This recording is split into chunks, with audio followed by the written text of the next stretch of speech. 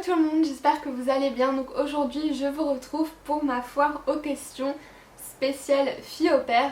Voilà, si vous ne le savez pas, j'ai fait 3-4 vidéos au tout début de ma chaîne à ce sujet et du coup il se trouve que les personnes qui me suivaient pas depuis le début ne sont pas forcément au courant de l'existence de ces vidéos. Donc n'hésitez pas à aller les retrouver, mais j'essaierai de vous mettre les liens en barre d'infos pour que ce soit plus facile pour vous. Mais en tout cas je voulais refaire une vidéo à ce sujet voilà, à cette période de l'année, puisque c'est quand même ça se rapproche de la fin des cours, de la période du bac, ou tout simplement d'une période où vous ne savez peut-être pas ce que vous allez faire pour la rentrée prochaine et où vous envisagez peut-être une année de rupture pour partir à l'étranger par exemple. Donc je me suis dit que ce serait bien de faire cette vidéo maintenant pour vous introduire un peu mon expérience de fille au père au travers des questions que vous m'avez posées. Donc il va forcément y avoir des répétitions par rapport à ce que j'ai pu dire dans mes vidéos du tout début de ma chaîne. Mais encore une fois je me suis pour celles et ceux qui n'ont pas vu ces vidéos, juste voilà, peut-être que ça va vous éclairer un petit peu. Donc je vous ai demandé sur Instagram de me poser vos questions. Donc je vais y répondre tout de suite, il y en a certaines sans doute qui se répètent un petit peu, mais c'est parti. Alors il y a Forten, je sais pas comment dire ton pseudo, qui me dit tu n'as pas eu trop peur de partir de chez toi et ta famille ne t'a-t-elle pas trop manqué? Alors j'ai eu un petit peu peur de partir loin de chez moi, mais pas plus que ça. Déjà parce que c'est pas comme si j'étais partie à l'autre bout du monde, je suis partie en Angleterre à Oxford, donc c'est quand même relativement proche de chez nous. 1h30 d'avion à peu près depuis Nice, donc rien de bien foufou. J'avais un petit peu peur, enfin c'était pas vraiment de la peur, c'était plus voir un peu de l'appréhension, parce que c'est quelque chose de nouveau bien évidemment, mais j'avais tellement hâte que ça allait. Et est-ce que ta famille ne t'a pas trop manqué? On arrivait vraiment bien à rester en contact, donc pour ça allait, enfin évidemment j'avais des coups de blues.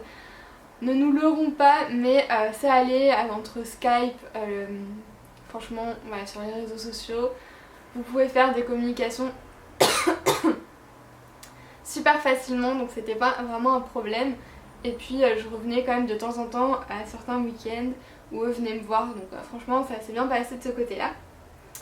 Ensuite, on me dit où es-tu partie et combien de temps et par quel organisme es-tu passée? Donc comme je vous l'ai dit, je suis partie près d'Oxford en Angleterre. Je suis partie 8 mois il me semble, et donc c'était pas par un organisme mais tout simplement par un site internet qui s'appelle Au Pair World. Donc je vous mettrai le lien en barre d'infos, je suppose qu'il existe toujours, qu'il n'a pas été supprimé depuis. Et donc c'est par ce site que je suis partie, que ma soeur est partie, ça s'est très bien passé avec ça, enfin voilà. Après c'était pas un organisme donc vous avez peut-être un petit peu moins de sécurité, mais franchement ça s'est très bien passé comme ça. Ensuite, donc quelle démarche? Alors tout simplement, déjà le fait de trouver une famille qui peut me convenir sur le site. Donc en fait vous avez tout un listing de familles, donc selon vos critères de choix, l'endroit, à quelle date, etc. Vous avez des petites descriptions de familles qui s'affichent, donc vous avez le choix et vous devez envoyer des demandes. Enfin je sais plus exactement comment ça va se passer, mais en gros c'était ça. Et la famille acceptait ou refusait, et à partir de là vous pouviez vous envoyer des messages. Donc moi c'est comme ça que ça s'est passé pour la famille où je suis partie après.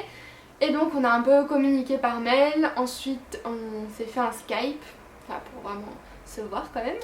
Et ensuite c'est parti, c'était l'organisation qu'on a continué à faire par email de quand j'allais arriver, etc. Enfin les détails, ce genre de choses, mais après voilà, j'ai pris mon ticket d'avion, j'ai fait ma valise et je suis partie. Donc rien de très compliqué.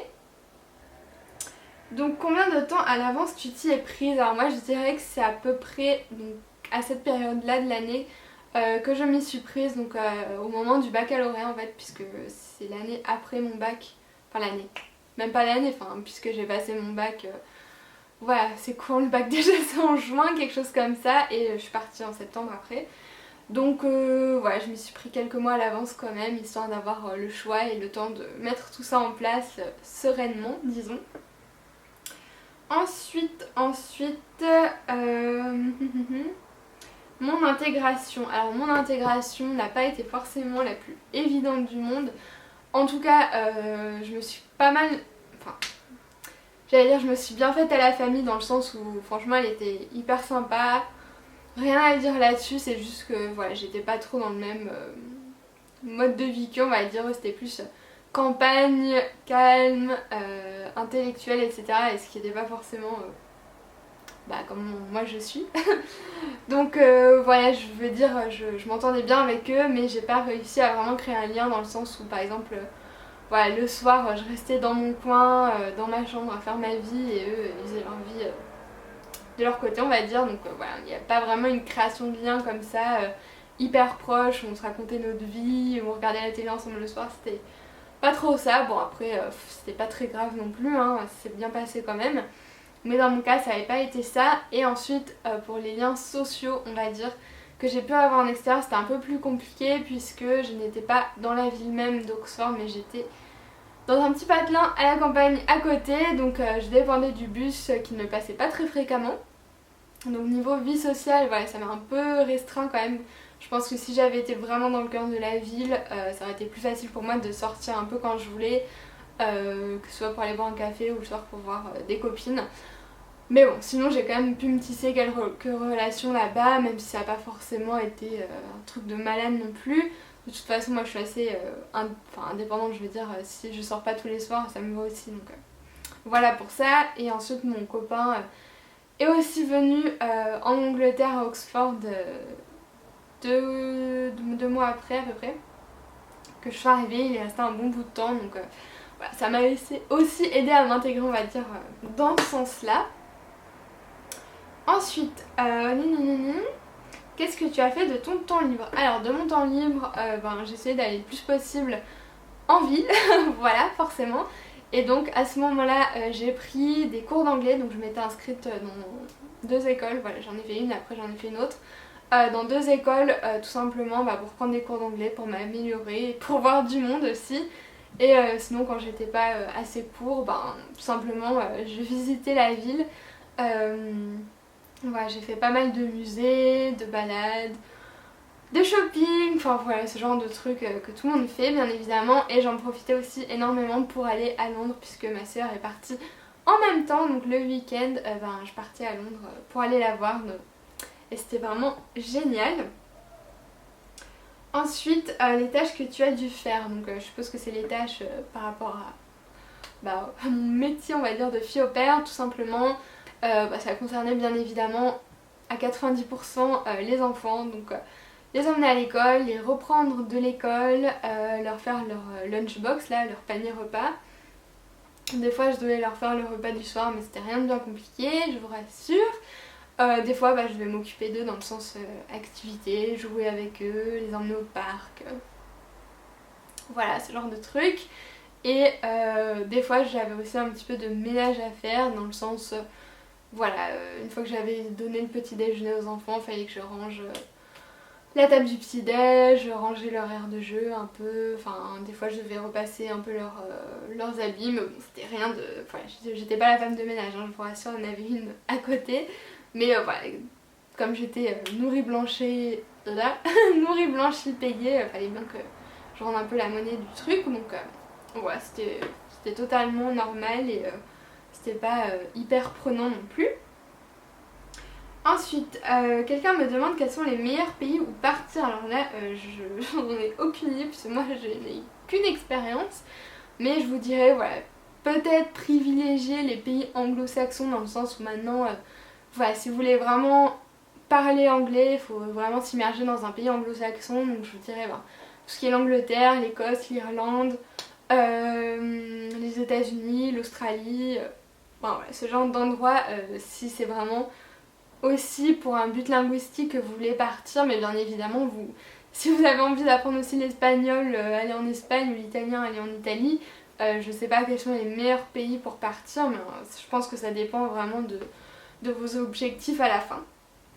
Donc voilà, et partir combien de temps? Je vous dirais minimum 2 mois, je sais qu'il y en a qui partent pendant la période des grandes vacances d'été, donc voilà, parce que je vous dirais sinon vous n'avez vraiment pas le temps de vous immerger vraiment vous habituer vraiment à un endroit, donc j'ai un minimum de mois au moins.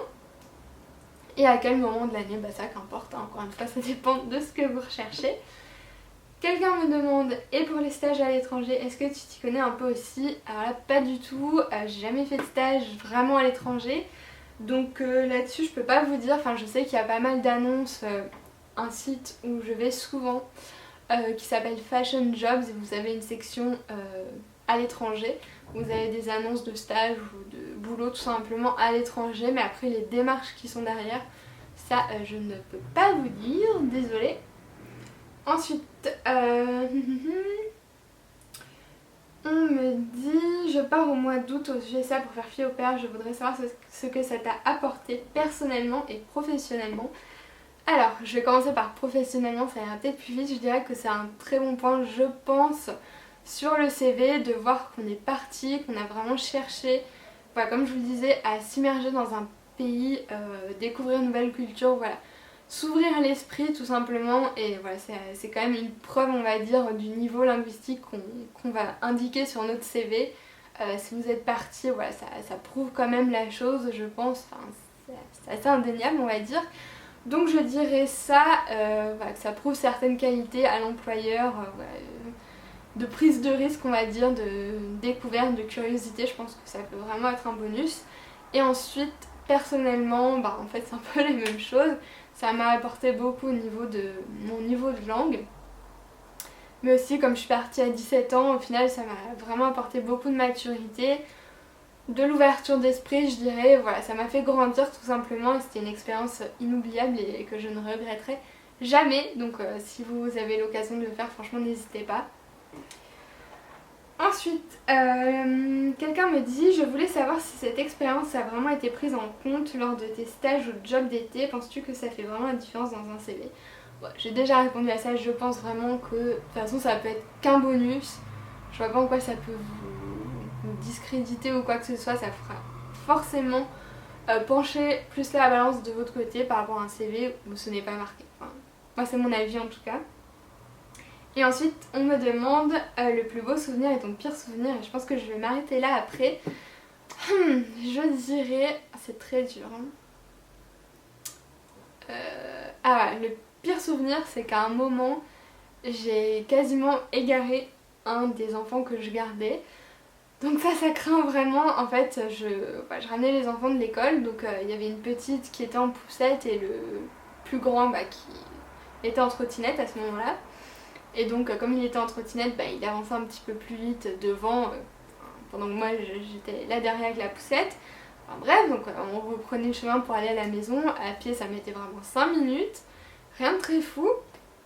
Et donc on passe un tournant sur le trottoir, hein. Enfin on passe le trottoir qui tournait, bref, donc je voyais pas de l'autre côté. Donc le petit en trottinette prend le tournant en premier. Et je sais pas comment ça se fait, mais quand moi j'ai tourné, je voyais plus le petit, enfin je sais pas, il a disparu, c'était évaporé et j'ai paniqué, je vous explique même pas comment. J'ai demandé à tous les parents qui étaient autour parce que voilà, en fait c'était vraiment un petit village, tout le monde se connaissait, est-ce que vous l'avez vu? Enfin j'étais paniquée, tout le monde me dit non on l'a pas vu, enfin bref. J'ai dit ok tout va bien, reste zen, réfléchis. Et donc j'ai fait le chemin en sens inverse pour revenir jusqu'à l'école tout en demandant aux gens autour de moi s'ils l'avaient vu. Et au final, je sais pas ce qui s'était passé, mais il était retourné à l'école. Donc il m'attendait dans le bureau d'une des profs, je sais pas quoi, en pleurant parce qu'il pensait que je l'avais abandonné ou je sais pas quoi. Et j'avais eu tellement peur à ce moment-là, j'avais 17 ans, imaginez, j'avais perdu un des enfants. Au final, c'était plus de peur que de mal, mais j'ai vraiment eu peur. Bref, et mon meilleur souvenir, je dirais déjà quand mon copain est venu me rejoindre avec son meilleur ami, c'était vraiment trop cool, enfin, j'étais tellement contente à ce moment-là. Donc je dirais ça et tous les week-ends que j'ai pu passer à Londres avec ma soeur, on faisait vraiment tellement de trucs, le shopping, on sortait, c'était vraiment génial. Donc je dirais ça. Donc voilà pour cette petite fois aux questions, j'espère que ça aura pu répondre à quelques-unes de vos interrogations. Donc encore une fois, les liens des anciennes vidéos seront en barre d'infos. N'hésitez pas à cliquer dessus si ça vous dit d'en savoir un petit peu plus que juste par cette simple vidéo. Moi je vous fais plein de gros bisous, si vous avez des questions un peu plus poussées, n'hésitez pas à m'envoyer un mail, le lien sera dans la barre d'infos aussi. Voilà, bah, je vous dis à la prochaine, je vous fais des bisous. Bye bye.